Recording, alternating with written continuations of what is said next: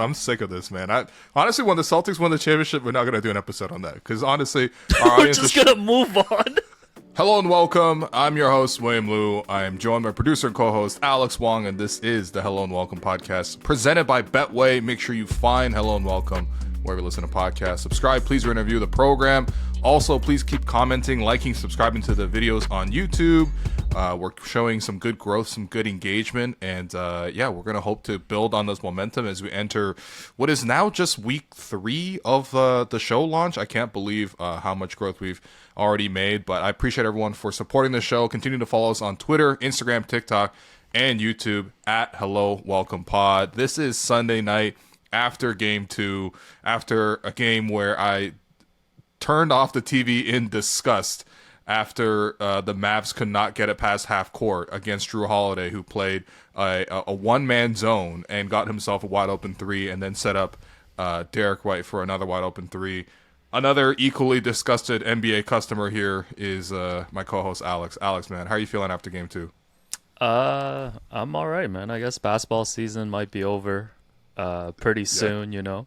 Feel like I know you were busy playing Mahjong on Thursday, you know, when the Celtics blew out the Mavs, and that wasn't really a competitive game. A bit more competitive tonight, but I felt like I was watching the same game. Kind of both games kind of played out the same way. I think we can talk about some of the trends and storylines that we've seen so far, but to me, like, the Mavs came in looking like a powerhouse team, like coming out of the West, and I think through 2 games they've just looked really ordinary. And Luka's kind of doing all this thing, even though every one of his body parts was listed on the injury report pregame. By the way, what's up with this questionable pump fake that they always do? Like, I guess they have to do it for gambling purposes and other things, but like Luka was playing. Like, I know he had the chest contusion, the knee, the ankle, you know, the finger. He was bandaged up, man. They had him wrapped up like a dim sum item, basically. He was the sticky. He's the sticky rice. Yeah, he was the sticky lotus leaf rice. But right now it looks like Luka. I mean, the triple double tonight. Yeah, I thought he's played really well, you know, clearly. But there's no impact on what he's doing because nobody else is stepping up. Yeah, I mean, well, I think 2 things, right? And then number one, like, Boston is not just playing a game that is more mathematically like adept towards winning, but also okay, JJ Redick. Sorry. Let me. Goodness, we'll get to that conversation as well because I have a lot of things to say about the broadcast. That's how bad it is right now with the Celtics up 2-0. You guys just got to complain about the broadcast, but like the Mavs are just not playing fast enough. You know, like I think back to when David Thorpe previewed the series with us on the show. And he talked about how much Indiana was able to at least push the pace and keep themselves in games with Boston. Now, of course, towards the end of games, we saw them blow 3 games. But at least they were up in the fourth quarter. It looks like Dallas has to play a perfect game. Luka's got to make like 1 million mid-range turnaround jumpers just to keep them within the game. I think that speaks to just the gap in sort of how the 2 teams approach offense. One team plays so slow. And so much one-on-one basketball versus Boston, which is just drive kick for 3 or drive kick swing to the next 3 or the drive kick swing drive to the next 3. Like it is just, you know, it's an onslaught. And even on a night where they don't shoot the 3 that well, they're still able to generate a lot of, scoring. It's also like they got so many more playmakers, man. Like Jrue Holiday leading the team in scoring, Derek White making it. Like I know you could say, well, Tatum got 12 assists, and he made an impact. He played well. Don't get me wrong, but like it felt like there were 4 Tatums out there. You know? Yeah, I think that's the scary part about this Boston team, and it's weird because like you didn't really get to evaluate them the first 3 rounds of these playoffs because they just weren't playing against competition that was like championship worthy. And now you look at the way that they played against Dallas the first 2 games. Like I'm sure a lot of attention is going to get paid to Jason Tatum because like he hasn't really scored the way that you expect him to through the first 2 games. But it's scary just how well built this team is, right? Like I know we've mentioned Jrue Holiday a couple times already. Like he was everywhere tonight. You mentioned not just the 26 points. I mean, possessions where he was guarding Kyrie, possessions where he's guarding Luka. And, you know, we talked about, I think in our preview episode, we talked a little bit about the trades that like Brad Stevens made. And I was thinking tonight, like, man, like have the Celtics missed Marcus Smart at all at any point this season? No. Because I feel like the minute they got Jrue Holiday, Uh-huh. they got a much more stable player next to Jaylen Brown and Jason Tatum with the ability of having games like this where he can just take over. Like that's gotta be like the best move of the year to me. Yeah, no, I mean, look, Holiday, 26 points, 11 rebounds, 4 offensive rebounds. It's funny because first half he was playing like a big, which he does a lot for this team because they play 5 out. Even with like Porzingis and Al Horford, even they're camping at the 3-point line for the most part. Somebody needs to be in the dunker, and oftentimes it's Jrue Holiday or it's Jrue Holiday posting up. It's such an interesting way that they can sort of generate offense. Like a lot of games, he would probably be like maybe their 4th or 5th option.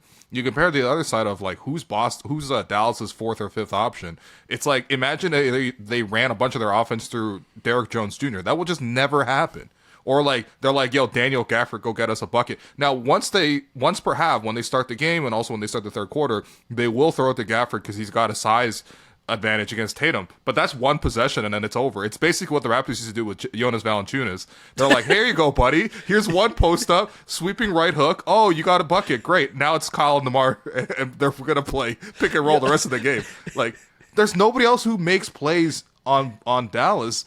And even things like bringing the ball past half court, they're struggling to do that.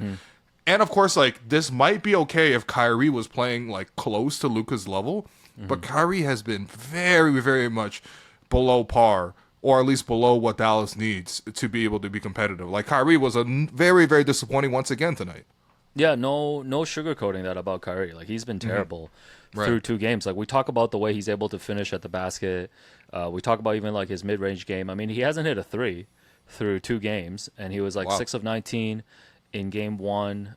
Tonight he was 7 of 18, and it just felt like even when he was getting to his spots, like his shots were short. Like he just this is not the Kyrie that we're expecting to see. And the whole premise, I think, of this series of Dallas winning was a whole conversation about how Dallas, if they're gonna win, they got the best 2 players in the series. And like theoretically, you could argue it's like, if Luka and Kyrie are in sync, and then they've got all these role players kind of coming through, that's been the formula for them like through these playoffs. And right now, you talk about like 3rd or 4th option, like Kyrie hasn't even been like a feasible like 2nd option for them. And like guys like Derrick Jones Jr. I mean, shouts to my guy Maxi Kleber. Why is he on the floor? Yo, we need to do a slander pod on Maxi Kleber. He got a weird injury. Why is he around? He's got a weird game, period, man. Holy. Why is he around? Yo, did the first minute where Maxi Kleber checked into the game, right? And he was like one of Dallas's first subs, if not the first sub coming into the game, maybe the second one. Yeah. He comes in, it gets a wide open corner 3, shoots a wild air ball. Next time down, he gets a wide open wing 3 on the other side of the floor. He hesitates. He's like, I just shot an air ball. But he's like, I'm wide open. I got to shoot this. And he shoots it. It's a hard brick. Like, it's like super short. And then like the next play down, he gets roasted a couple times on defense, and then he's like, all right, I'm going to push the pace. And clearly this is like Jason Kidd told everybody, like, yo, bring the ball up, push the pace, like, let's save some of Kyrie and Luka's legs. Let's have Daniel. I think, what was Lisa Salters saying on the broadcast? I couldn't believe when she said it. She was like, PJ Washington, we want you to be like Magic Johnson. Yeah. And I'm like, so before the game, yeah. Jason Kidd said, told PJ needed him to be Magic Johnson, which like, I guess whoa. PJ Washington has to tweet out tonight. Celtics beat Mavericks 105-98. Great game by Jrue Holiday. An excellent defense by Derek White, 2 blocks. Like, no, seriously, like, and honestly, PJ played well, but like Maxi was like, we got to push the pace tonight. Okay, I got this. He started pushing the pace, try to drive it all the way to the basket, and Porzingis just stuffed him so hard. I was like, yo, please be serious. We're in the NBA Finals, man. We cannot be playing or seeing players of this caliber. You know what I mean? Like, at a certain point, like, the quality has to improve over time when you get to the final series of the whole season. And like, nah, man, the Kleber stuff, I mean, I get it because I think Dallas obviously wants a bigger forward, I guess even center to some degree, but they're playing him largely with centers. They want somebody to space out a little bit. But number one, he's not hitting anything. Like, these are just flat-footed bricks. And then also defensively, he's not shutting down anybody. So like, I don't know who the option is for Dallas. It's not like their bench is super deep. Like it's like him or Josh Green or Dante Exum, who also had one of those like, oh, it's time for me to push the break, and then he like ran out of bounds. No, my favorite is when Luka does all his dribbling and he like has like a crazy wraparound pass around like Al Horford and Payton Pritchard, but it wraps to like Josh Green in the corner, and I'm like, oh brother, that's a lot of work for a missed corner three, man. Yeah, man. It's crazy because like the role players obviously played huge like against OKC, and I think they had some good games against Minnesota too, and like everybody coming into the series talking about. I think like the lob plays that they had to their bigs and then like their corner threes, and it's crazy because like through 2 games, Alex's stat of the series, the Mavs have only hit 2 corner threes, through 2 games, and I think they got their first lob, successful alley-oop like late in the first half of like game 2. I think Luka threw one to like Derrick Jones Jr. on like a semi-fast break or something like that, but it's like.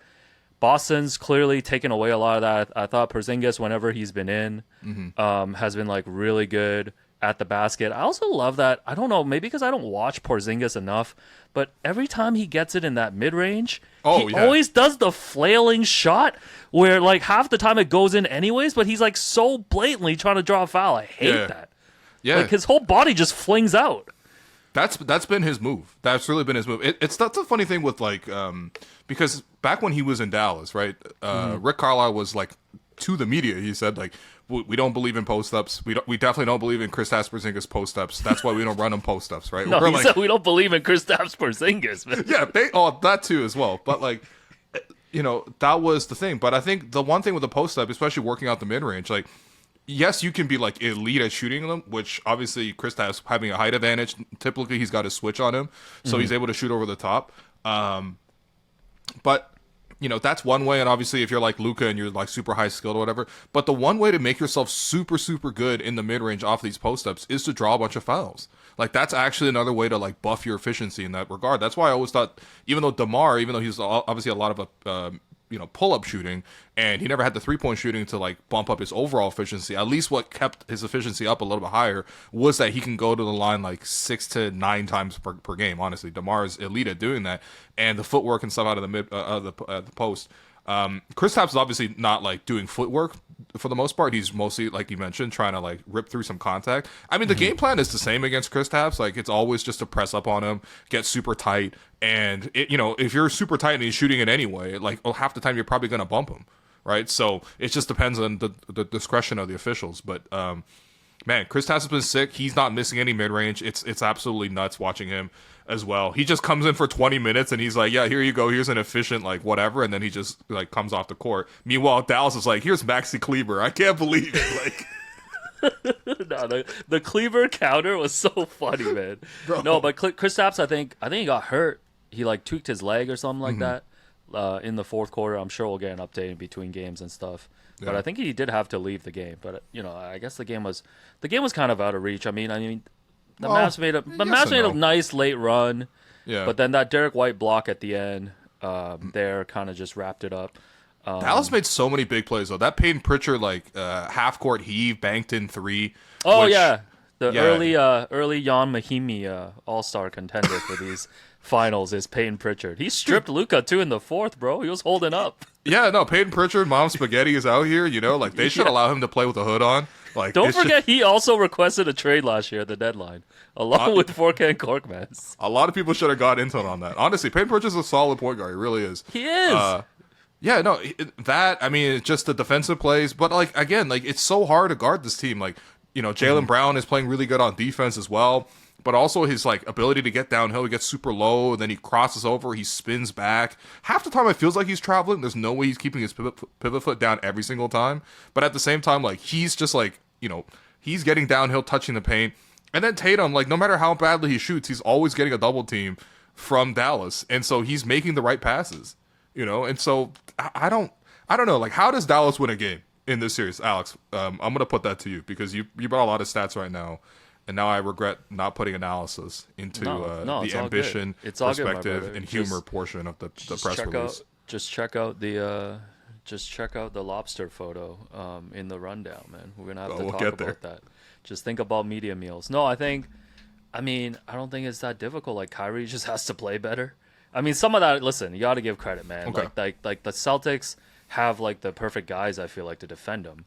Like when Jaylen Brown was on him, he was shutting him down. You know, Jrue Holiday, obviously, and then sometimes then you get switched on to Derek White. Yeah. And it's like, what the hell? Like they have so many guys. So I don't think it's just like, oh, Kyrie hasn't shown up. Like Celtics obviously have a really good defense, but yeah, they need those two guys to show up. I mean, Luka.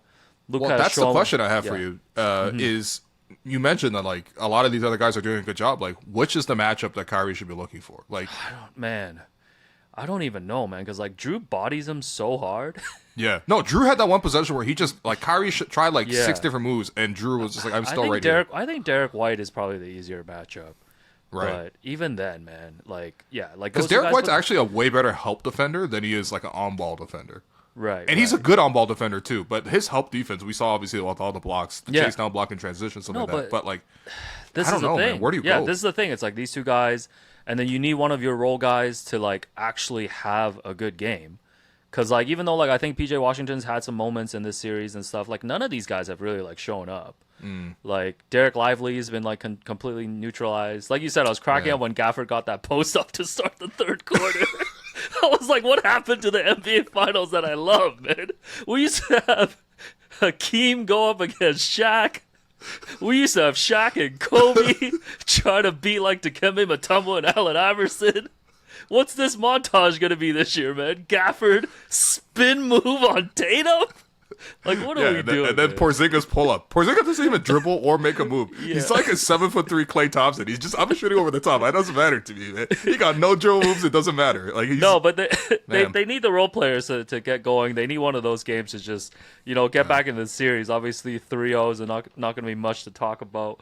But I think the other thing, too, for Dallas is like, man, like the Celtics, I feel like in game one, played a Celtics game that we've seen before where they take a really big lead and then kind of want to give the game away. Their offense slows down. Dallas was able to get it to 8, and then they weren't able to obviously make the full comeback. And then tonight was a Boston type of game we've seen before where they're just jacking threes, and half of them are Mike Breen way-offs. And like they're just struggling from there, and it also doesn't matter. So I think that kind of just speaks to how good this Boston team is. Like in the past, they definitely lose one of these games. Like I don't even like against whatever quality of opposition, but it's like they're so good now.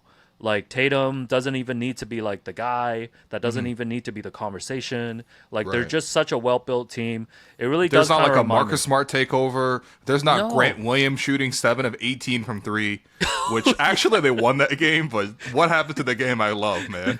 No, but that's what I'm saying. So it's like, I'm sorry, but I got to tip the cap. I got to tip the cap to General Manager Brad Stevens. Man. Like he made. Those 2 trades that he made last offseason, like, sent this team to another level. And, I mean, I guess, teams can come back from 2-0, but it's not looking good for Dallas after seeing the trends of the first 2 games. Yeah. Honestly, I got to say, like, Boston's defense, I think, has shown up in such a big way, too. Like, there's it feels like there's only one conversation defensively that happens on these broadcasts. We'll get to the broadcast right after this, actually. But there's so much like, should they double Luka or not? And like obviously Luka was cooking, and Luka just is Luka, right? Like you could double him. The thing is, like, I was thinking about that idea. It's like, well, Luka had. So what Boston is largely doing is switching, and they're basically living with like most of their matchups against guarding in isolation against Luka and then bringing help late. But for the most part, they're switching and trusting whoever it is to guard. And Luka's not necessarily always getting by his guy, you know what I mean? Like, sometimes you get a guy off to the side and then hit that decel step. That's been another... Oh, Luka doesn't get by guys. He just brings them along for the ride. Yeah, he's like if you took Kyle Anderson and maxed out all his skills to the... Yeah, he's got that slowness to his game. Remember that's really the one in the fourth quarter where he just took Al Horford for the ride? And then Horford just fell off? Yeah, it is really funny. It's like no, but I get what you're saying though. It's like a mechanical bull situation. Like, he's you're got just like trying a to weird... hang with it, Like, Luka operates at a weird speed. Why is he around? Why is he not around and open for another jumper? No, but seriously, against Boston's wings, at least, it was like he would get them in the post and then hit turnaround jumpers. Like, what do you want people to double team a turnaround jumper from the mid range? Like, even if it's Luka, like you're still not necessarily doing that. And I think that when Boston obviously brought more and more attention, a lot of that was because Dallas's supporting guys were so bricks. They were like, well, we might as well double. Like, what are we gonna do? Defend Derrick Jones Jr. or Maxi Kleber? Let's double. But like, seriously, I don't know. Like, you just got to give a lot of credit to that switching defense. And I think when you see it at a championship level, right? Whether it was defending against Golden State, whether it was Golden State in the finals in the general, even going back to like the big three Heat, the ability to switch, guard all five, and bring help late at the rim, and be able to have obviously a high IQ scheme to pull out all of that. That to me is always, at least over the last decade, that's the prevailing defensive strategy that works. Like, you need to get to that level, or you need to have that capability. Otherwise, you're probably not going to get it done. Like, against Minnesota, it was a lot of drop defense, and that's why there's so many lobs, because Luke can get 2-on-1s all the time. And honestly, on a drop, if you set a good screen, which obviously, Gafford and Lively, these guys are very solid screeners, they're able to get that separation. All of a sudden, Luka has a step, then it's 2-on-1. Then it's a lob, then it's a corner three. It's very rarely 2-on-1 for Luka in these ones, because they're switching, which is keeping it intentionally 1-on-1. And of course, it's like, you got to be great at doing that. But like, man, honestly, you just got to give it up. The fact that Boston has built to the strategy in this roster where they can switch 1-2-5 so much, I don't know. 1-5 switching and a ton of 3-point shooting is like, if you had to put two items on paper of like what is going to be most successful at the highest level over the last decade, those are the two items more than anything else. Yeah, and I think it speaks to, too, like we always talk about, like Boston being the rare team with the continuity, like with their core group being able to go through all these playoff runs. Like, it's a combination of that continuity and then having the front office with Brad Stevens, like making the right moves to kind of tinker with the roster. Because, like, you look at the same scenario, like you look at like the Lakers won their championship with LeBron and AD in the bubble. And if you look at the way they've tinkered since, like the roster, you could argue has gone worse, right? Like, they took a few steps back with the Westbrook trade. They kind of lost the formula, and now they might throw $100 million at a college coach and just hope. Which, by the way, might just be a negotiating tactic too. I love that conspiracy of like Woj is tight with the Hurley family, and he's just trying to use leverage to get. Yeah, for those that don't know, Woj spent the whole pregame show tonight just he's been reporting on this, that UConn coach Dan Hurley has like an 8-year, $100 million offer from the Lakers, but he's really attached to the UConn program, so he's gonna spend the night thinking about it. And then somehow during the pregame show, and maybe this can transition into what you want to talk about, the broadcast, somehow I was like half paying attention pregame, and I suddenly hear Bob Myers and Michael Wilbon arguing about Tim Hardaway Jr. potentially swinging a game for the Mavs. And Wilbon was like, even if Hardaway swings a game for them, it's just one game. He's not going to do more than that. And I said, what happened to the pregame sets that I used to love, man? Yo, honestly, the drop-off every year from, like, watching TNT and Inside the NBA, and then they're like, all right, the conference finals are over, bye-bye, we're gone fishing, and then it's ESPN the rest of the way. Man, it's nasty. But honestly, who watches the pregame? I'm not going to lie to you. Pregame... You just kind of have it on. I feel like you just kind of have it on if there's nothing else on. Just leave, wait for the game and stuff like that. You don't understand. From 7:30 to 8:09 Eastern, I was playing Ghosts of Tsushima, on PlayStation 4. Okay. So you were locked in right until tip-off. Yeah, absolutely. Like, I don't even want to see like the stretching. I don't want to see the mic'd up segment. I don't want to see the prediction panel. I definitely don't want to see any of the commercials. Like, I want to tune in and I want to see Al Horford trying to jump it up with Daniel Gafford. Like, that's and I want to time it to doing his little scared thing. He should do that at tip off. That's what he's been doing with the Larry O'Brien for the whole game. The real heads also know that, like, if it's an ESPN game, it tips off like 13 minutes after the listed time, and TNT's on time. But the broadcast, this year's finals broadcast brought to you by Mike Breen, Doris Burke, and JJ Redick.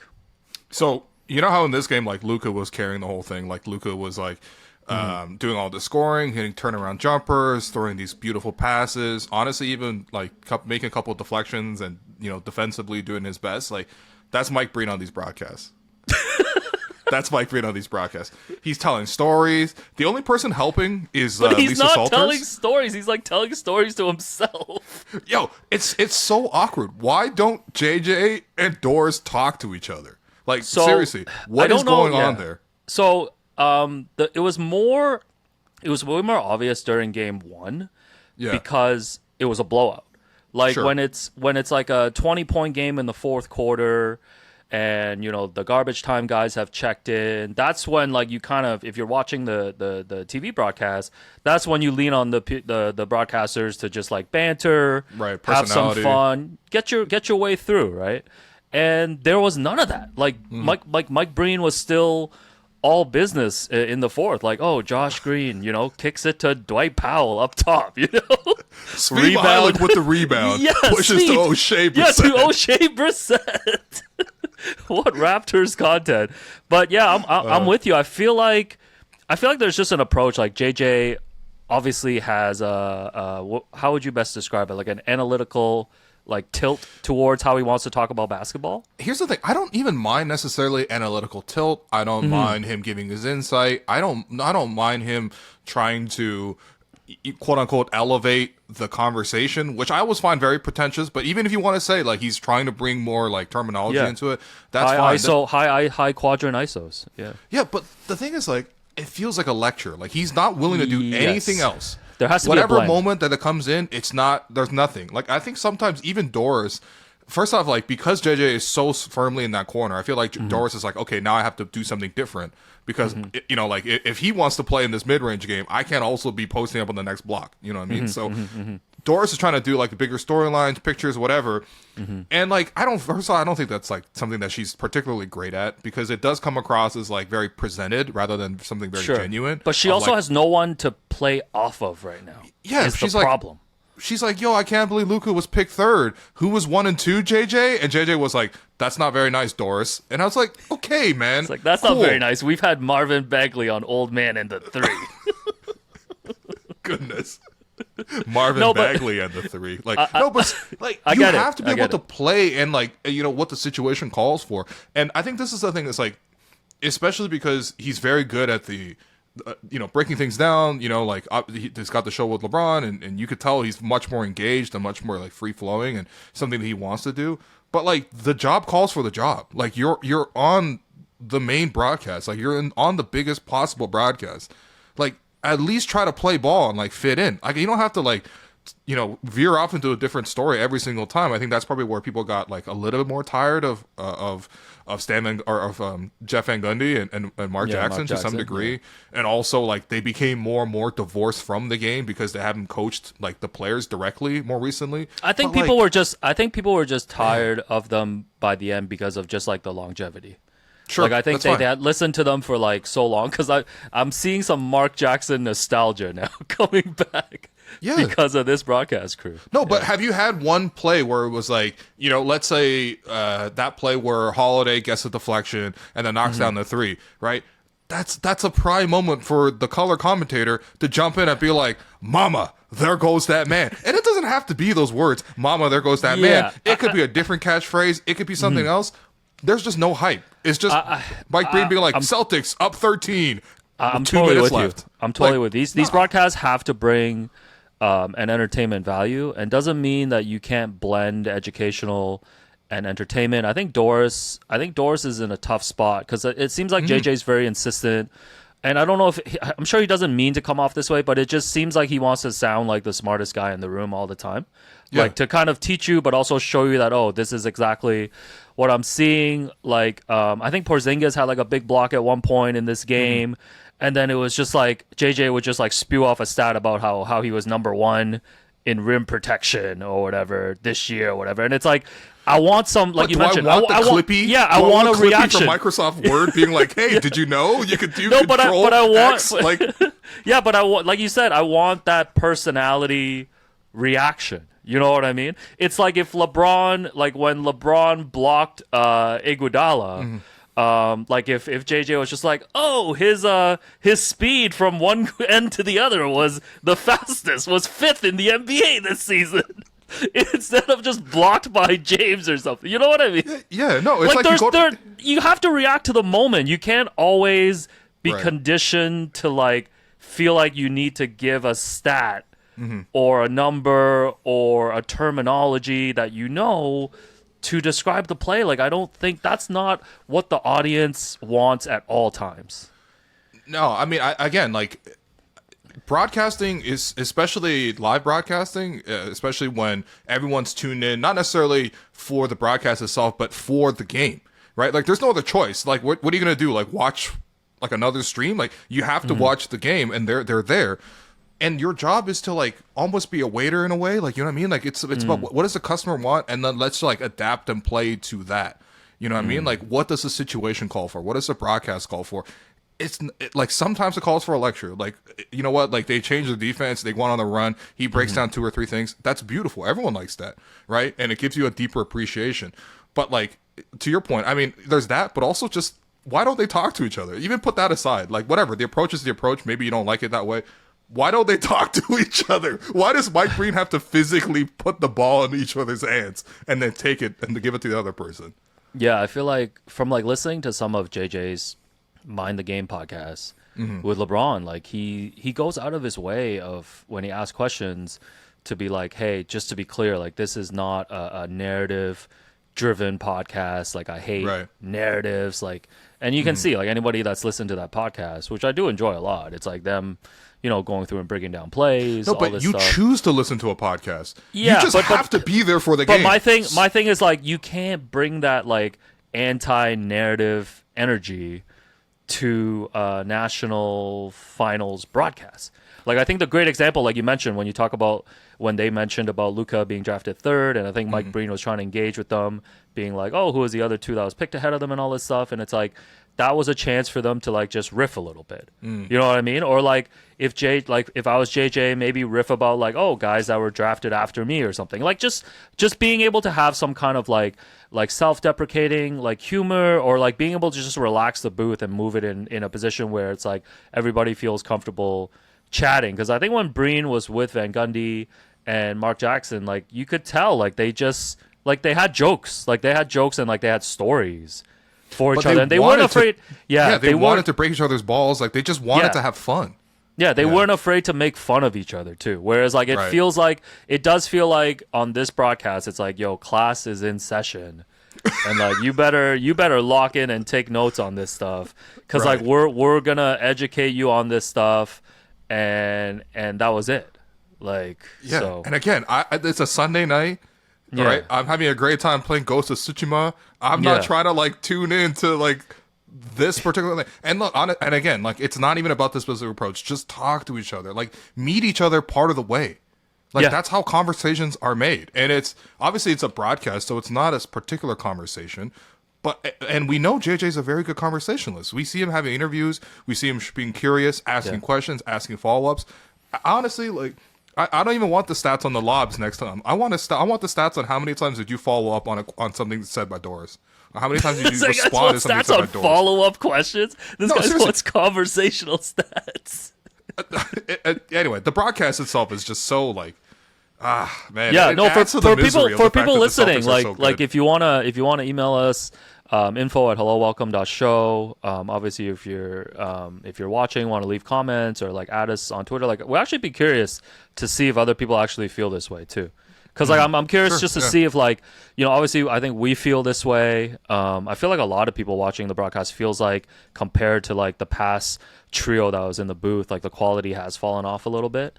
And I think the 3 of them can still get there, but they definitely need to sit down and like make an adjustment, like in the off season and stuff, to figure out what that looks like. Like I don't know. That's what I'm saying. They're the Dallas Mavericks. It's true. But you want to take a break and we'll come back talk about some other stuff.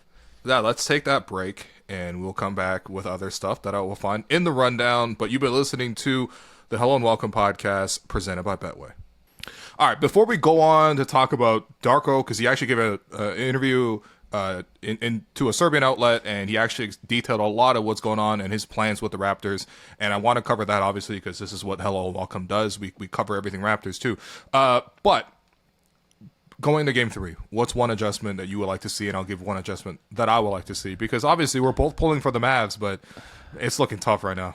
It's looking tough. All right, let me hear from you first, man. What's your adjustment? All right, so my number one adjustment is don't play Maxi Kleber. Yo, you man. took my adjustment. That was literally gonna be my answer. No, listen. I think the rotation for Dallas is interesting because you look at Boston tonight, they only played 8 guys, right? They played Hauser 10 minutes, Porzingis 23, probably could have played him more, but obviously he got injured. Also, Al Horford was playing decent too, so whatever. And then Payton Pritchard with 12 minutes. Basically, they're playing like, that's like a 8-man rotation, but it's really like 6 guys and then 2 guys that are playing 10 minutes, right? Dallas, maybe because they're trying different things, but they're giving Kleber 16, Lively 19, Josh Green 14, Dante Exum 11. You know, Jaden Hardy came in for 2 minutes. Honestly, like, Why is he around? I would shorten that by 1 and just cut Kleber's minutes. You know, I think playing smaller probably makes more sense against Boston, allows you to play a little bit faster. Maybe you'd be a little bit more versatile defensively. The thing is, it's like, obviously it's not like Hardy's playing great defense, but Kleber's giving you literally nothing. You know, I think what's difficult with Dallas right now is a lot of their centers aren't able to contribute as much because, you know, there's not as many switches, right? Or so there's not as many 2-on-1 situations on the drops, and so there's not as many easily fed lobs. But like, I want to see Lively get on the glass even more. I want to see Daniel Gafford get on the glass even more. And yeah, I mean, this pushing the pace thing, I think to some degree it does save them some energy, but they got to pick and choose who they're pushing the pace with. It can't just be like everyone push the pace. It's like, okay, you know what? This game we're not gonna have Luka and Kyrie bringing the ball up every time, but it's just PJ Washington who's doing it, who's sort of spelling them, or off the bench is just Exum, or it's just Green. One of those things. But like, Dallas really has to tighten up all their margins, and I think like a lot of it too is just like some of it will fix itself when they just hit threes at a higher clip. I mean, like 6 of 26 is pretty nasty. A lot of these are open as well, but I don't know. The Dallas kind of has to play like close to a perfect game to take a game off Boston. Right Yeah, it looks like Boston might just be the better team, and like pushing the pace is kind of hard too when, you know, every body part from the chest down for Luka is listed on the injury report. I don't know how fast he can really go right now.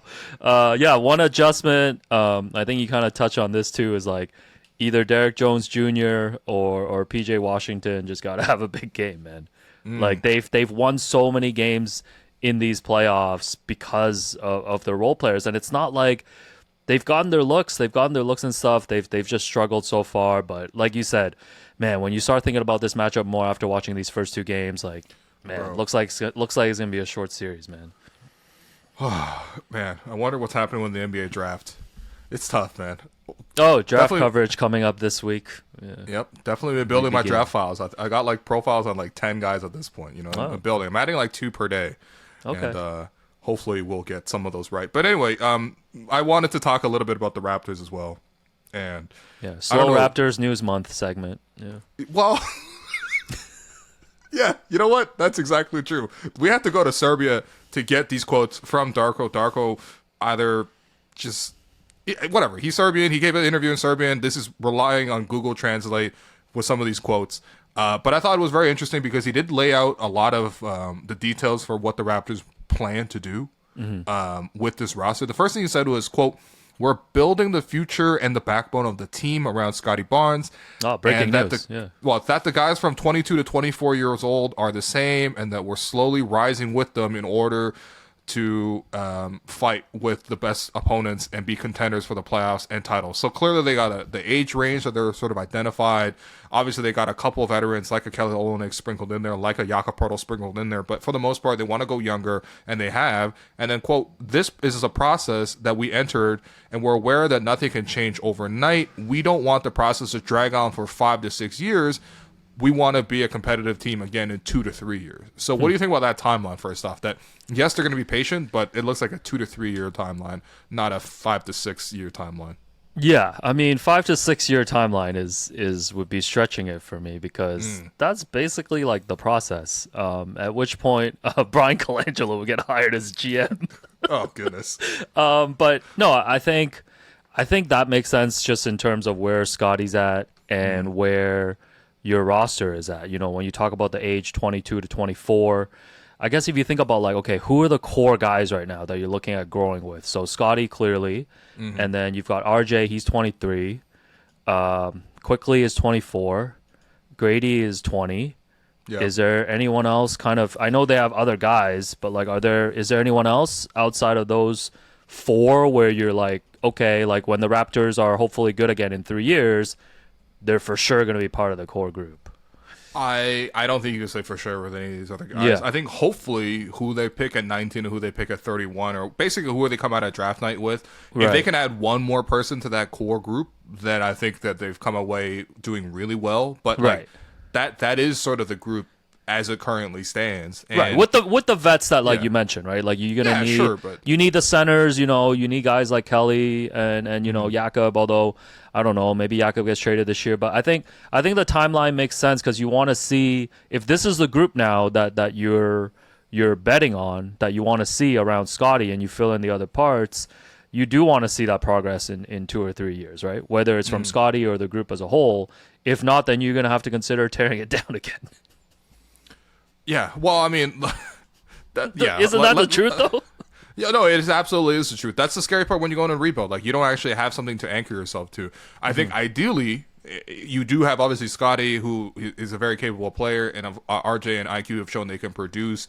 That has not combined into a winning formula just yet, but we also got to think back to like how weird this season was. I mean, like seriously, like everything from betting scandals to health issues to deaths in the family to injuries at the wrong time to trades to a change at point guard. Like there's all sorts of things. Now, of course, like you would ideally have the roster sort of go through that, and the Raptors clearly didn't have that, so we need more talent for sure. No one's denying that, but like. Yeah, I mean, that's where this other quote from Darko, he said, it is definite that we have to expand the rotation. We lack width. We lack top shooters in the team. That will be our idea for the summer, as well as the development of the young guys of the team so that we can make progress. So, yeah, I mean, even he admits that obviously they lack that depth and they need to expand the rotation and they need more shooting on the roster. Wow, we've been talking about this for a while. Those have been problems. For a little bit. No, but these are clear problems with the team. Like they got rid of some of their best players this year in trade and obviously going this rebuild route. Like, yeah, you would hope from the 19th or the 31st pick or whoever they grab in like the undrafted pool, you would hope one of those player pans out and he doesn't end up being like, almost in a RICO case for gambling. Oh my God. And that you can add one or two players. And I think you got to think about, too, just the way NBA building, like team building is now with like, the aprons and stuff. Like once guys like Scotty and even, Quickly's new deal and then, RJ on his contract, like the money's going to get up there quick, too. And it feels like the way team building is now, like you have to decide on your top 2-3 guys based on the money hierarchy. And then you got to go out and just build the rest, right?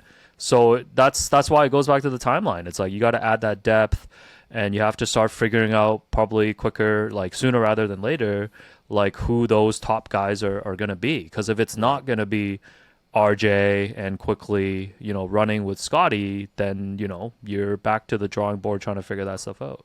Yeah, I think you look at Boston, for example, and well, Boston and Dallas have come at this at very different approaches, right? Dallas basically picked high in the draft once, and they got Luka out of it, which is incredible, right? Obviously, thank you to the Atlanta Hawks for making that trade from their perspective. And then they were like, once we have Luka, we're like, all right, let's go for it. So immediately they go for Kristaps. They went all in. They paid a lot more for Kristaps than Boston paid for Kristaps, by the way. But like, that didn't work out, right? And then they tried, they had Jalen Brunson, kind of lightning in a bottle, and then they let him slip. And then they're like, well, we kind of have nothing around Luka other than like Dorian Finney-Smith and these random defenders. Let's get Kyrie, go all in for that. And then they've made some good marginal moves to get like solid, good role players. In this case, like, PJ Washington, Derek Jones Jr., Daniel Gafford, they draft Derek Lively, like that's fine. But like they've come up, with the one star, they've added a second star sort of like through trade, and they've sort of exhausted most of their assets and gone the best that they could right now. And it's gone pretty good. Like they've gotten themselves in the finals. I think the Boston approach where, clearly they made that incredible trade, right, with KG and Paul Pierce to the Nets, and that helped them get Tatum and that helped them get Jaylen Brown. But they've had their core two like star players, and even though they're not like as good as Luka, neither of those, but like they're still really, really damn good. And then they've waited and taken their time. And yes, they sort of made some swings as well. They got Kyrie. They also got Gordon Hayward back in the day. That was funny to see those two come in and pretend to be a super team that didn't really work out due to injuries. But like they've sort of steadily built and had solid management and kept some patience with it.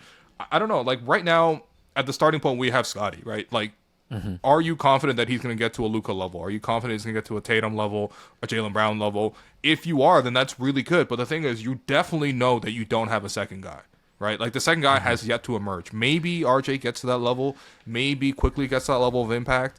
But those are maybes. Those are big, big maybes. You know, and you just don't want to go forward without that second guy. It's not so easy to get that. But I mean, I don't know. For at least for the Raptors, drafting does make a lot of sense. So like if they do wait sort of 2 to 3 years kind of thing, and they're sort of like reloading in that time, like I wouldn't hate it. Like the 2 upcoming drafts are pretty good. Yeah, I think, you know, obviously looking at Boston and Dallas because they're in the finals, but like I think about the Knicks too, and I know it might be kind of weird just because like you know we have 2 guys that we obviously got from the Knicks, but like you see the way that they built, like, you know, they really hit on that Jalen Brunson signing, and then just like through trades and like signings that are kind of under the radar. Like I don't think people were, you know, thinking that guys like Josh Hart or Isaiah Hartenstein, like they're good players, but you didn't think they were going to have that big of an impact. And then just like they just kept adding, right? Like getting OG, and you know, you can't really, I guess when Randall's healthy, maybe you say that like, oh, number 1 option is Brunson and number 2 is Randall, but it's like they just have a lot of good players that make up kind of like an 8-man rotation. And I feel like that's what the Raptors need to aim for. Like whatever Scottie gets to, he's going to get to or he won't. But in the meantime, once you've now committed to building around him for like the next 2-3 years and beyond, like it's on you now to finally, like whatever, if you thought there was overlap with Pascal or if it didn't work with like all the other guys here, now you have a clean slate and now you have to find 8 guys that you think can like build like a winning team for you over the next like couple of years. So like draft, trades, all this stuff. That's why it goes back like anybody want Bruce Brown? Like let's make it. No, but why is Bruce Brown still around? He got a weird option. but like you would hope like a Bruce Brown could land you a player. You know, even if it's like via a draft pick that like I don't know conveys later or something, but it's like it's time to start flipping these assets and like figuring out who those guys are going to be. And like I think the Raptors are probably going to just aggressively target guys in that age range, with the exception of the couple vets. You know, Jakob's, you know, 30 something. Why is he around? He's not 30. Relax. He's actually not. Okay, he's like 29. Jakob being here for the build up to the championship and then coming here after the championship. This guy just couldn't have a good Toronto tenure, man. And in between, he like rebuilt with the Spurs, and then they got Wembanyama. No, the funniest thing too for Jakob is, you remember the other team that was interested in trading for Jakob Poeltl was was Boston Celtics. Oh, were they? They were like in the mix. Oh man. Yeah, I know. I know. Man, that would have been hilarious. No, seriously, go back and look at the time. The reporting was that the Celtics were interested in him as well. I don't know if they would have met the Raptors' price or whatever, but like, also, by the way, if they acquired Jakob, do they get Kristaps? You know what I mean? Like, who knows? Bill Simmons sliding doors, man. Wow, great sliding door. Another sliding doors moment. Yeah. Now, I think it's interesting you mentioned the Knicks because I actually really like the idea of like you build a strong team culture, a strong identity around what you're supposed to do, and then you get guys who fit that culture inherently, like a Josh Hart, or you get guys who come into that program and it brings out that side of them, like a Dante DiVincenzo. Because I wasn't looking at Dante as that tough player with like I forgot to mention him too. Yeah, or like Isaiah Hartenstein or whatever. Like, but they built that strong culture, and all of a sudden they're able to grind out these games. You know, and so, yeah, I mean, I don't know. I think the Raptors-wise, you want to build up that culture to some degree. Obviously, Darko coming into year 2. I think he's somewhat established. Like, he likes to pass the ball and, like, you know, wants to space out and have a lot of playmaking. Yeah, almost caught the Showtime Lakers for most consecutive games with 30 assists, man. You weren't tracking that? You weren't tracking that? No, that was a real stat, though. Yeah. No, but, like, okay, you know what? we'll give Darko a pass to some degree because year one had so many things come up that were outside of his control. Sure. But like year two, starting from, it's not just evaluating the young guys, it's also evaluating him, right? The young guys can bring you their talent, bring you their hard work and improve. But what is Darko bringing in terms of that team culture, and what is that being set as? Like, it's one thing to be like, hey, I'm here to help the players and develop them. That's fine. Most developmental coaches get axed, and then they bring in a winning coach, and then they start going ahead. You know what I mean? Like, seriously, like, I'm not even trying to be rude about it. So, you know, I think for Darko, it's also important for him to put in that system as much as possible. And, again, like, you know, playmaking fives, okay, cool. Like, we can go from there, but, like, I don't know. Like, I'm still looking at basketball in, like, a lot of 3-point shooters at a high volume and a high efficiency, and the ability to switch 1 through 5. Those are the two elements on offense and defense that you have needed to win at the highest level, and that's probably the thing I'm going to be looking at the Raptors at. You know what I mean? Okay. In terms of what they need to do. Yeah. Okay. No, sorry. I think I agree with you, and I think the point about Darko too, of like, oh, what culture are you establishing? All of this stuff. I think at some point it has to fall on Scotty too. Like, you know, I know we keep talking about him being, 22 right now, and I don't know. This is probably not a fair comp, but like, isn't Anthony Edwards 22 as well? Like looking at the way that he, you know, kind of took over that Timberwolves team, not just on the court, but from a leadership perspective, like being able to speak to guys like Kat and like Rudy Gobert, like in the way guys that he was older able than to. him. Yeah, right. Guys who are all-stars, older than him, more accomplished, at least in terms of just like, you know, I mean, just more accomplished, period. And being like, yo, Kat, stop fouling. Yeah. Yo, Rudy, like, we support you. We stop back you being no matter what. Just because you hit that one fadeaway in Game 7, man. Stop being weird. But like, that's what you expect from, you know, when you hand the keys to a guy, right? And I know sometimes the conversation around Scotty is that, oh, putting too much on him and stuff, but I think part of it is like a player like Scotty should want this. Like, the team's clearly signaled to you that we are going to build this thing around you, so, you know, you should take every step to do those kind of additional things that you know, will benefit culturally of, you know, getting to know your teammates and becoming the guy and like becoming the voice of the team. Listen, a lot of this stuff doesn't happen till later in your career, right? I think DeMar picked it up a lot later. I think even Pascal picked it up a lot later. But it's just the willingness to do that, right? Because all of those guys at some point in their career wanted this to be their team and wanted that responsibility, right? I'm not saying Scotty doesn't want it, but I think we'll be able to see kind of that progression, and I hope we see that in the next few years. Well, that's the good thing, is that you're seeing that progress, right? There's a lot of like the conversation around, okay, Scotty got injured towards the end of the year and all the trades were made, and then he was like dying to get back on the court. He's talking to everyone in the huddles, and we had a lot of interviews with Garrett Temple, for example, who talked a lot about Scotty, obviously. And so those are promising signs, you know. But again, like to your mention, like the bigger point is just every team takes on the personality of their star player, right? Like it's just you know, like Steph sets a tone for the whole team. Jalen Brunson sets a whole tone for the whole Knicks team. When it was the Raptors, Kyle Lowry and DeMar DeRozan, and eventually just Kyle, obviously because the other guys left, like set a tone for the whole team. You know what I mean? And like Anthony Edwards is young players, you know, like starting to show that for his team. Shea takes control for his team.